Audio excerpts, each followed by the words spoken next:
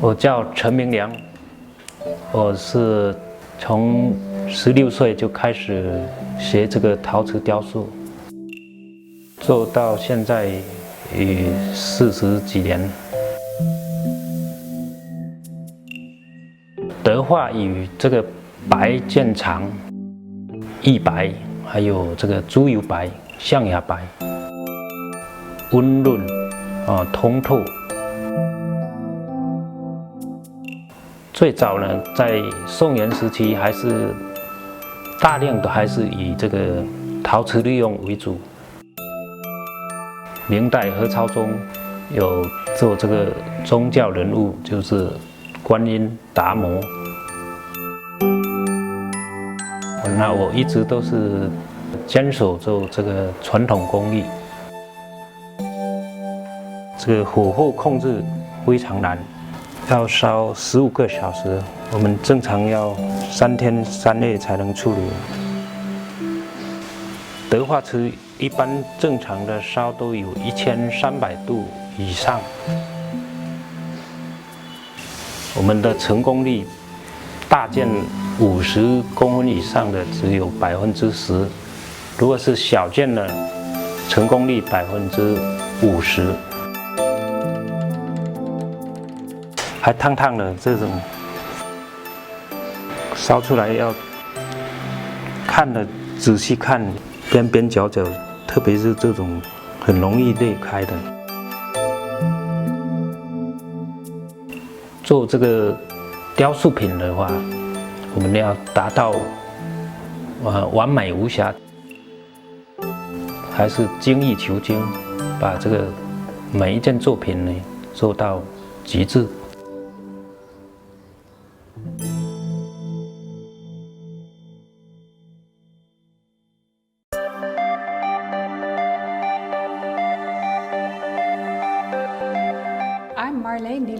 Associate Professor in the Department of Strategy and Policy at NOWnews Business School. In this video, we're going to look at how focusing on core competencies helps leverage business success. Core competencies are bundles of elements which help you to compete. You might think of them as the DNA of an organization. They're not one product or one technology, they're a collection of skills and resources working together. To be really effective, they shouldn't be too easy to imitate. Let's take the example of British luxury goods brand Burberry. Back in 2006, the global luxury goods industry was seeing spectacular growth. Burberry, on the other hand, was not. To turn the company around, a new CEO was hired, Angela Ahrendts, an American. An unlikely hero to lead a revival of this old British firm. When Ahrendts came on board, she made an assessment of what was wrong with the company. We were doing so many different things and we were selling a lot of different products, but none of it was exclusive or compelling. Burberry had lost its way and had nothing to distinguish itself. Burberry was established in 1856 by Thomas Burberry, a leading innovator in textile manufacturing. His company invented a new method for producing textiles called gabardine that were warm, easy to wear and water resistant.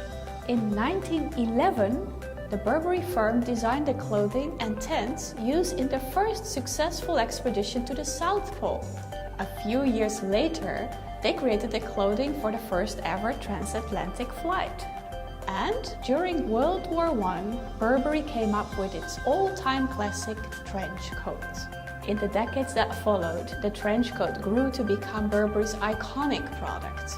Movie stars and royalty wore them, and in the 1970s, anyone who was or wanted to be classy had a trench coat.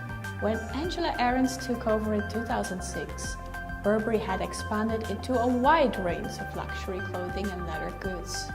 But where were the trench coats? They remained the company's most famous product, but were neglected.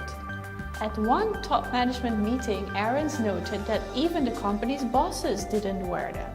Ahrendts declared it was time for Burberry to both modernize and go back to its roots.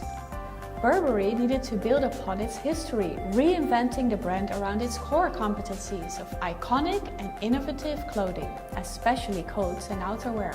Targeting younger consumers in emerging markets, she merged classic designs with modern styles and launched campaigns on digital media to market them. In a 2010 interview with the Wall Street Journal, she revealed one of the influences on her strategy. If I look to any company as a model, it's Apple. They're a brilliant company working to create a lifestyle, and that's the way I see us. This chart shows the impact on sales.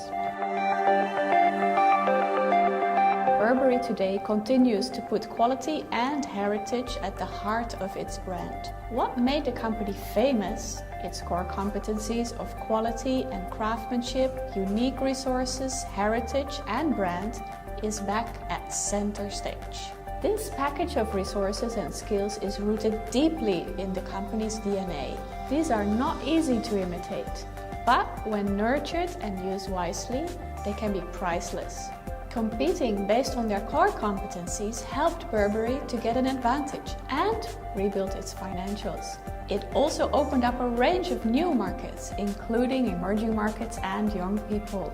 Building and maintaining core competencies is a key task of any strategist.